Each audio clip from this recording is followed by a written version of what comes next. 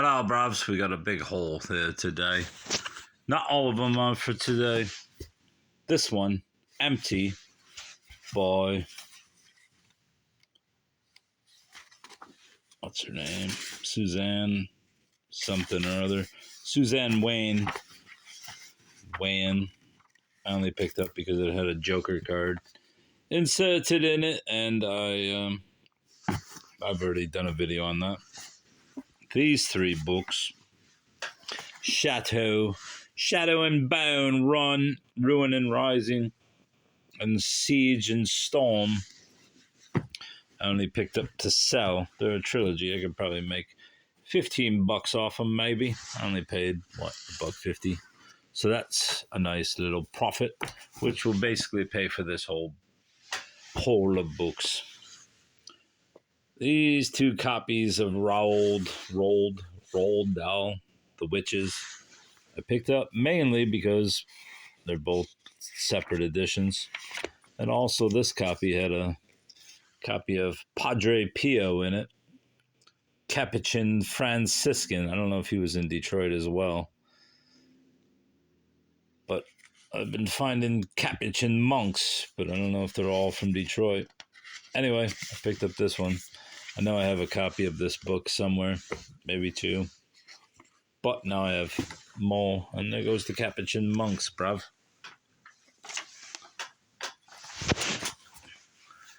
Richard Lederer, The Miracle of Language. I mean, it is somewhat a miracle that we have language among unequals.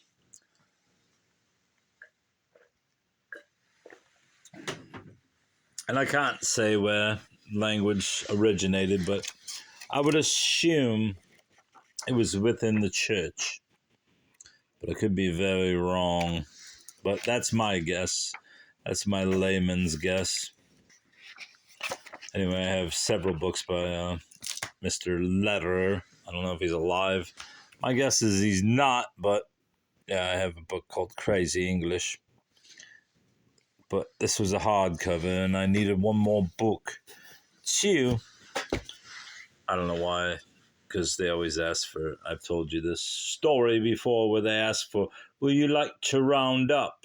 And then I bought 26 books at this one thrift store, so I figured it's going to be 26 divided by 50, which is $13, and then 13 times 6 would be 78 cents, right? So if I had to round up, it'd be 22 cents, but somehow it was $13.50, and I think that's because they're 2 for $99, so 13 minus that would be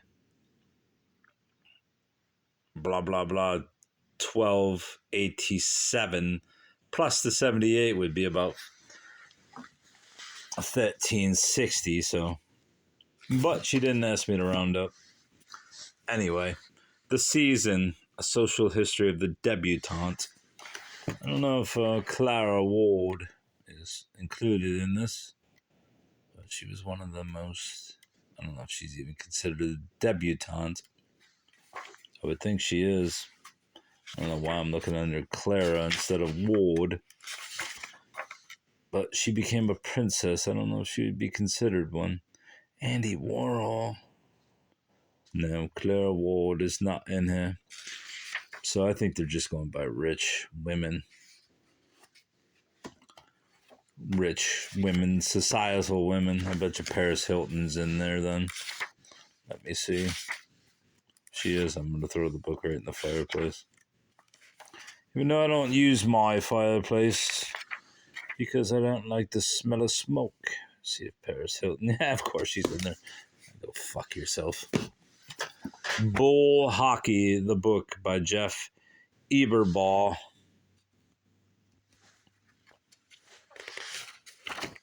Table of contents. Do you ever think of crazy things, bruv? The Gurgling Hooter.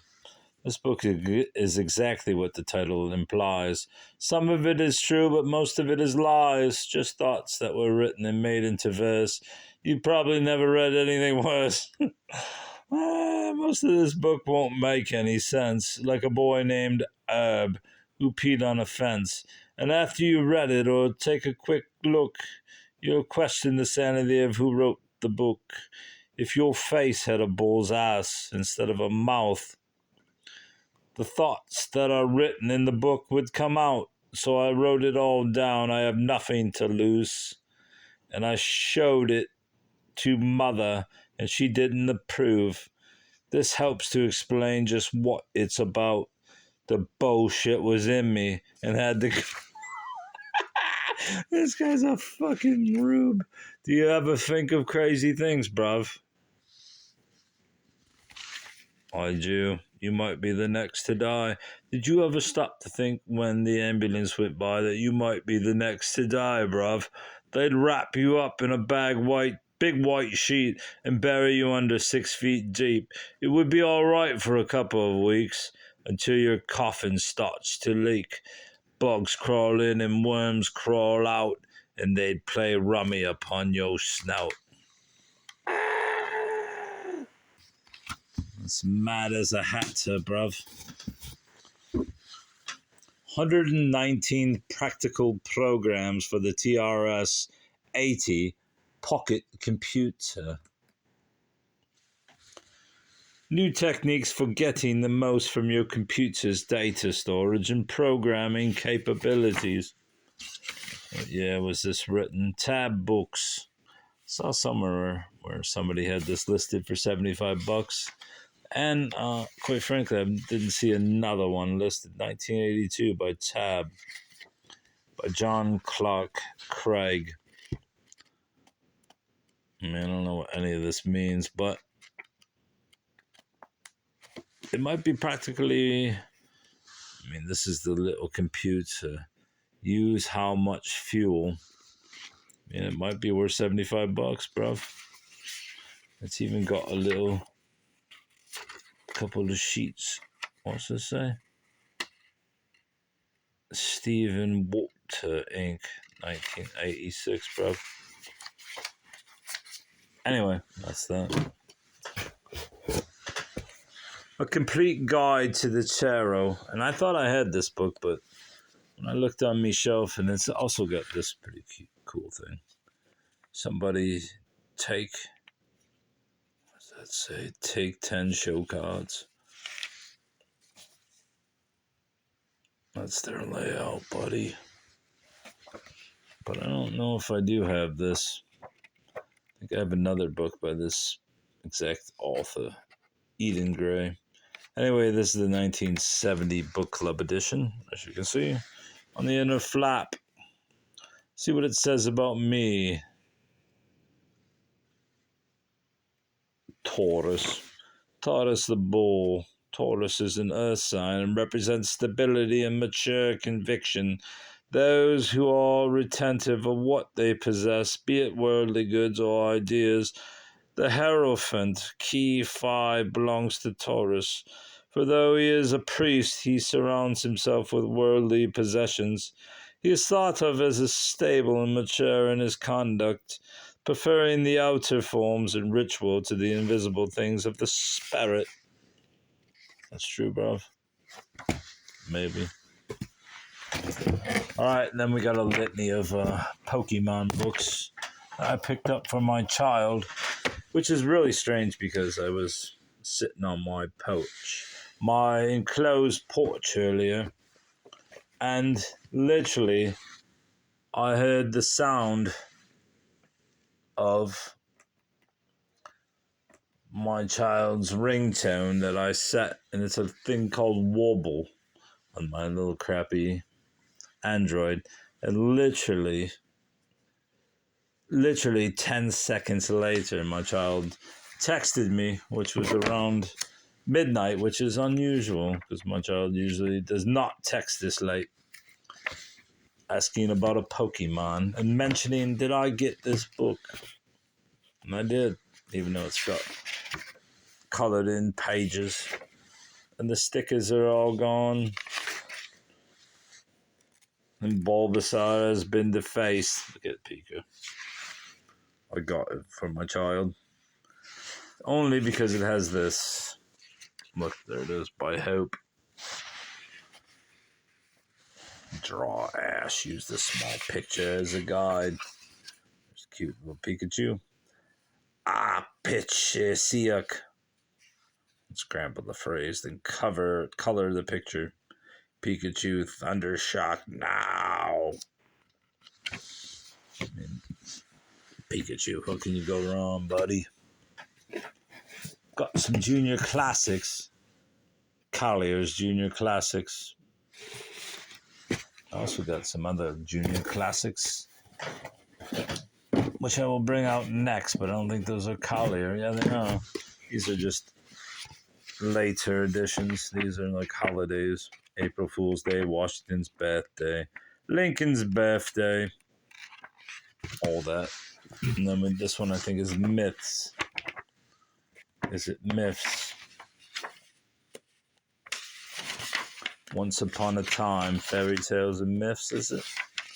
Fables, Jataka Tales of India, Folk Tales, Asia, Modern Fairy Tales.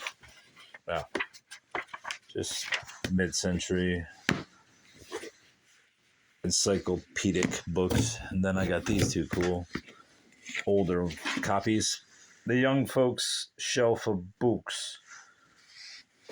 This one is like junior classics of Wonder and Magic. I guess they could look on the spine. And then Myths and Legends. I think I have a couple of these already. But yeah, this crazy orangutan looking bastard. It's very pleasing to look at. The Light Princess, the pumpkin. What's it called? The Pumpkin Giant.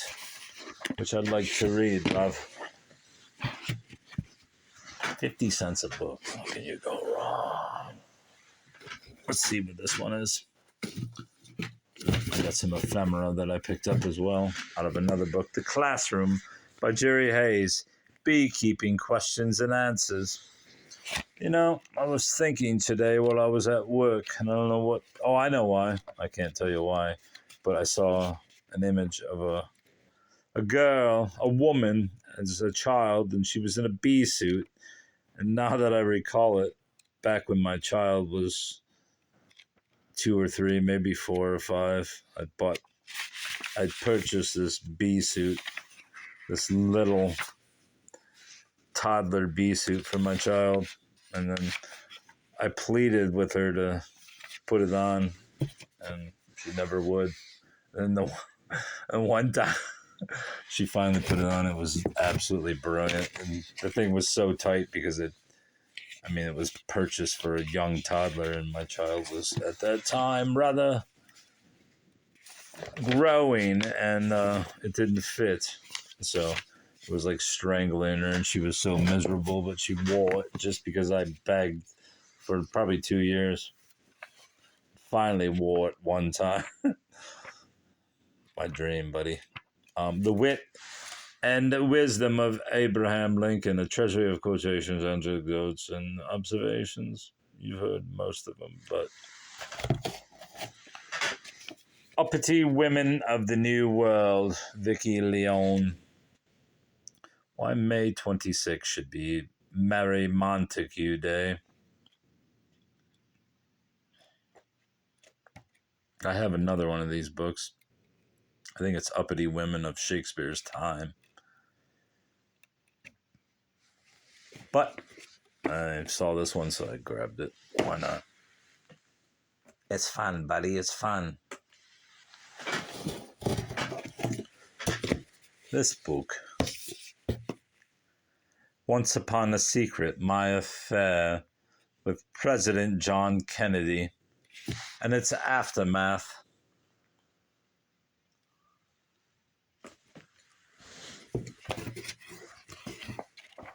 When I first heard about this, I was like, come on, lady. It's like 40 years later. Actually, it's 50 years later, isn't it? Back when I heard about it. It was 2012, so that's 50th anniversary or whatever after Kennedy was killed. I'm just like, just go away. But I bought it anyway. didn't notice that this book was waterlogged, but I bought The Myth of Mental Illness because I believe, I mean, there's obviously people that are fucking insane, but then there's the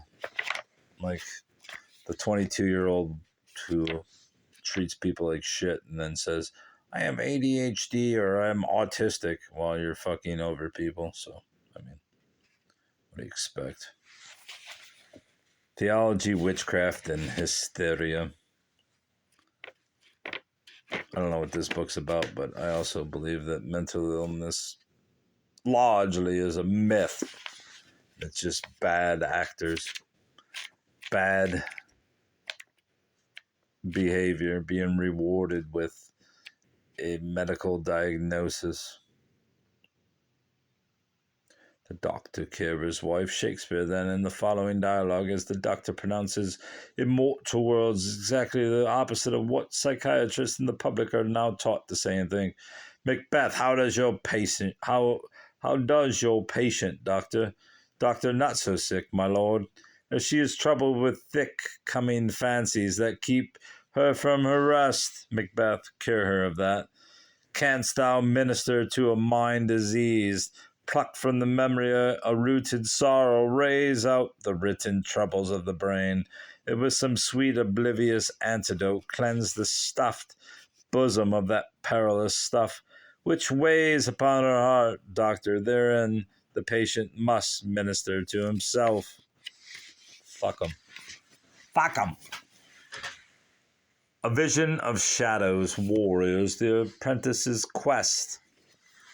As I've said, a child used to read these voraciously and used to give me the weekly updates of Red Warriors sagas. And we used to go to the store and pick up different copies of it. And eventually, I assume my child will return to this series. And so I'm collecting it for that fateful day. I have quite a few, actually. Not as many hardcovers as I would like, but I have enough. Shorts. The Infernal Desire Machines of Dr. Hoffman by Angela Carter. If you haven't read Angela Carter at all, she's quite... I only found out about her because she wrote a story called Wolf Alice. And there's a band named Wolf Alice, or maybe the character was named Wolf Alice. Anyway, I bought a copy, or I read a few of the short stories on online, and they're absolutely insane. So I picked up the book of hers 3 or 4 times, which is The Bloody Chamber. This one I found today, The Infernal Desire Machines of Dr. Hoffman. I assume it's in the same range as her updated fairy tales, modernized and horrorized fairy tales. Thuvia, Maid of Mars, Edgar Rice Burroughs. While I was digging through a trough today, I met a dude who, quite frankly, was going through the trough about this fast. And then looking at every book as if he was savoring them. I, on the other hand, was on my way to work, and I left an hour. I left 2 hours. Was it 2 hours? No, maybe it was an hour and a half early, so I could look at books without being hurried. And yeah, this guy was going through the books. Eventually, it turned out he went to the same high school as me, but we didn't know each other. We were 1 grade apart, and that was a great thrill for me, if you can tell. Great thrill, bruv. He was like, I have 2,000 books, and my wife's about to throw me out. And I'm like, listen, bruv, I got about 5,000. I'm about to throw myself in. No wife, whether wife or not. The Gothic Cathedral by Otto von Simpson. This magisterial study is the most stimulating and comprehensive work on the subject to date. Perhaps the main virtue of Dr. von Simpson's book is the clarity which he brings to the complex interplay of medieval aesthetic theory and practice. Moreover, he has not divorced this intellectual and artistic ferment from the social realities of the age. I just bought it for the Gothic sense of the book. I do not have the girl, but this is her sister, probably the one who died. And I was reading her sister's journal online that someone posted. There was a spot where she mentioned that she wore all black in the 1870s. That probably was not common. I would assume that most women didn't wear all black. But maybe I'm wrong, because this one appears to be wearing black as well with her white. And I don't know if this is one of the twin sisters of hers who died of consumption, but the girl I mentioned did die of consumption, and it's ironic that the Gothic, what's the word? The Gothic ethos, or is it ethos, or is it the aesthetic, more or less came from, I'm not talking architecturally speaking, but the fashion sense basically came out of the era of consumption when women were pale and deathly looking. That became a fad, a positive fad for women to look pale and deathly ill. It was just curious that the girl mentioned that she wore all black, as she was a year from her death at the age of 16. Nasty people, how to stop being hurt by them without becoming one of them. Looks like an awful book, but let's see what some of the kindly advice. Identifying an invalidator. Perhaps you have met someone who flattered you by being possessive and jealous. Then later you were puzzled when this person treated you condescendingly. This person would be interested in you, especially when you had the attention of others, but then become bored with you when you devoted most of your time to him or her. He might become enraged when you did something against his will or against his opinion. When you demonstrated you had a mind of your own, he might become more enraged. Making love to this person would seem like more of a satisfaction of his libido than a sincere expression of love. Everyone probably has these tendencies sometimes, but the invalidator has them to a great degree. Yes. I was waiting for me videos to upload, because there is such an invalidator who checks me videos and then promptly dislikes them, which is fine. I don't mind. I like it, actually. It's kind of funny. But I'll have 0 views, Bravo, and I'll have 1 dislike. And it's literally 5 seconds after I post the video. So they're just waiting to give me a dislike. That's all right, bruv.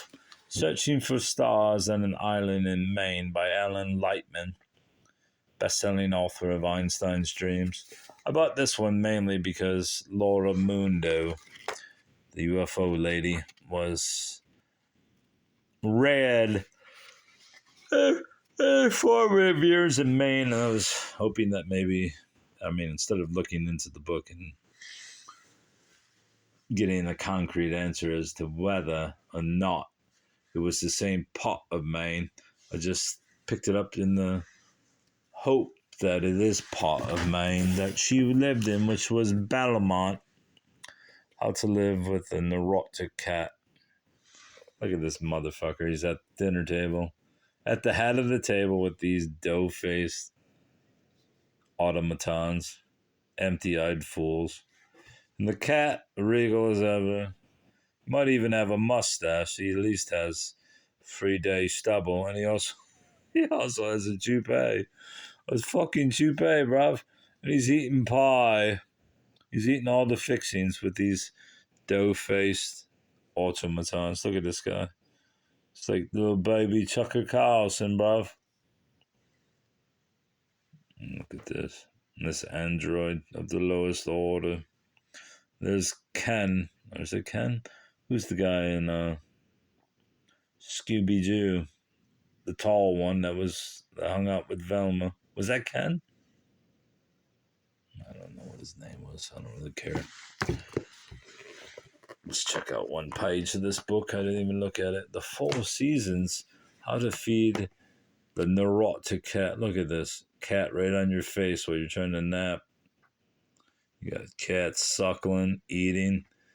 Basic sleeping positions of kittens. Kittens.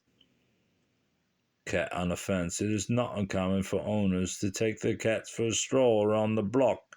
And why not? You must remember, however, that it is a matter of principle with cats that they lead, you follow, or they end up a tree, bruv. Oh, look at those faces, buddy. Of all the 50 cats I've had, I've seen that face maybe 2 million times. Shit. I need a cat in my life, bruv. Even though I got 20 that live outside. They want in, bruv. They want in. I really believe that this one cat, this little frisky fucker who I posted the video of earlier, literally has rabies. I believe it. Because he growls at me all the time. He's probably going to bite me and give me rabies. This might be the end of my cat hoarding. I'm hoarding books and cats. All right, bruvs. I think that's all. There was another book, but I don't care. You don't care either. Goodbye, bruv. Goodbye.